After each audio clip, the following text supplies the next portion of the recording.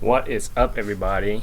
I hope you all are having a good day. So today we're going to take a look at another issue that I have with S2000 and what we can do to fix it. Okay, so in the previous video we discovered the water leak and where it's leaking and how to fix it. So there's several areas that the water could leak. I showed you guys that in the previous video, and crazy thing is, a couple of days later, we had like a crazy rainstorm came by and found out there was a new area where the water was leaking, and found out that where the tail light is, that right there has a little opening where the water would flow from, the trunk down, and the water would seep through here and eventually made it into the trunk, and it was actually leaking through this area because there was a little gap right here. So what I did was, again, use some silicone sealant, seal it all the way up. I think what I'm going to do is I'm going to seal all the way down just to be safe, but the water was leaking through here and got through the trunk and then eventually landed in here. I'm going to do this side, and I'm also going to do this side just to be safe. But yeah, that's just a thing that you find. So with the water being there for so long, it created rust in the trunk pan. So what I'm going to do today is fix this issue before it spread even further. So I'm going to show you what the product that I buy and how I'm going to use to fix this trunk pan. Okay, the kit that I bought is POR15. It's just a small kit that you can purchase on Amazon. It comes with this rust preventative, cleaner, and metal prep, along with the brush and some latex glove. And what I did was I went out to Home Depot and got me 2 spray bottle, just so I can fill these cleaner metal prep in to spray around the trunk. I probably won't go into much details on how to use the product. The instructions are pretty clear. Just follow the instruction and you should be good to go. So let's get to it.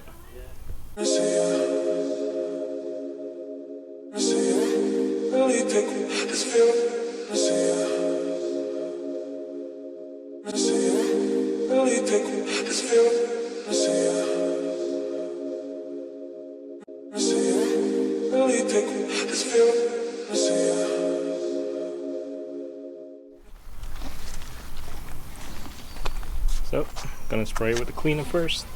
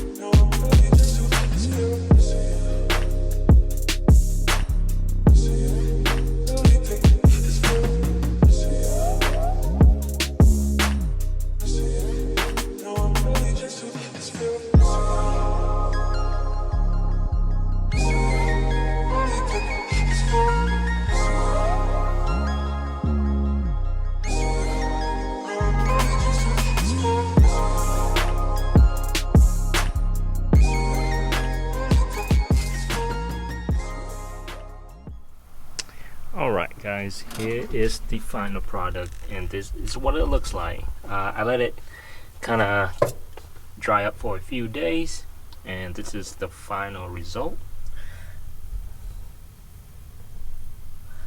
Not the best, I mean there's that old rust is still there, but at least now it is sealed.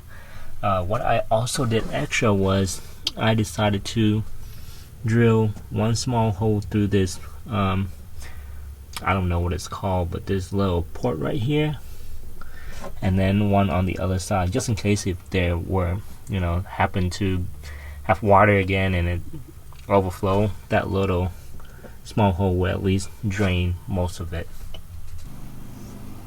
If you want to reuse the sealant, make sure to put like a plastic bag over it and then put the cap on top, because any moisture or humidity get into this, it's done. There's no way you're gonna take the cap off.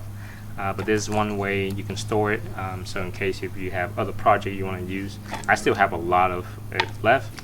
Definitely come back to this and use it. Hopefully the cap won't be too hard to take off by then.